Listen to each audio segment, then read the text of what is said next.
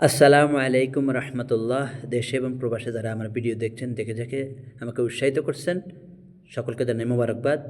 মানুষের কাছে আমার এই ভিডিওগুলি পৌঁছাই দিবেন, এই ক্ষুদ্র দাওয়াতি কাজটা পৌঁছাই দিবেন।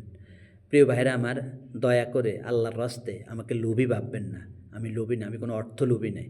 যা পাই তাই এলাকাতে সন্তুষ্ট থাকি। তবে পরিবার নিয়ে একটু সমস্যাতে আসি অবশ্যই।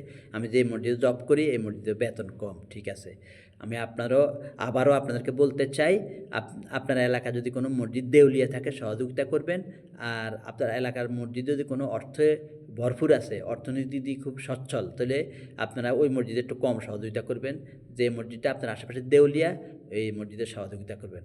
আর আমার এলাকাবাসী যারা আছে, দেশে এবং প্রবাসে যারা আছেন, দয়া করে আপনারা পাগলা মসজিদে, কিশোরগঞ্জের পাগলা মসজিদ দিলে যে সওয়াব হবে, আমাদের এই মসজিদে দিলে একই সওয়াব হবে, যে মসজিদ দেউলিয়া।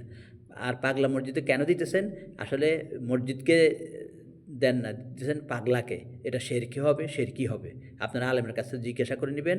দয়া করে দেউলিয়া মসজিদগুলোর দিকে তাকান, ইমাম মসজিদের দিকে তাকান। সামনে মাহে রমজান আসতেছে, ফিতরা জাকাতের টাকা মসজিদে দিবেন না। ফিতরা জাকাতের টাকা মসজিদে দিবেন না।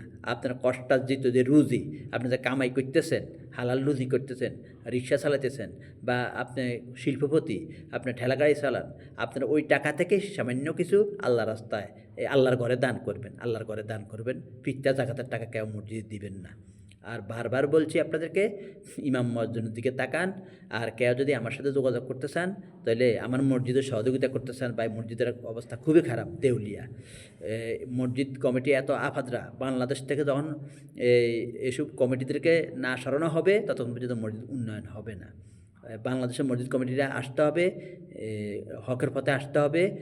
মসজিদ উন্নয়ন হবে, সমাজ উন্নয়ন হবে, দেশও ভালো হবে, আল্লাহর আইন প্রতিষ্ঠা হবে। মসজিদও ভালো কমিটি হলে আল্লাহর আইনও প্রতিষ্ঠা হবে। আবার খেয়াল করবেন, মসজিদে যদি ভালো কমিটি হয়, আল্লাহর আইনও প্রতিষ্ঠা হবে। তাই ওসব কমিটি বানাবেন। তারা মূর্খ, দিন সম্পর্কে জানে না, ইমাম মসজিদরা চাকর বাকর মতো মনে করে, এদেরকে কমিটি বানাবেন না। আর আমার মসজিদের সহযোগিতা করবেন কেউ যদি পারেন। আমার এলাকাবাসী যারা দেখছেন, 01725055991 বিকাশ নম্বর আছে। আপনাদের জন্য মনের গভীর থেকে দোয়া করা হবে। 01725055991। সালামু আলাইকুম।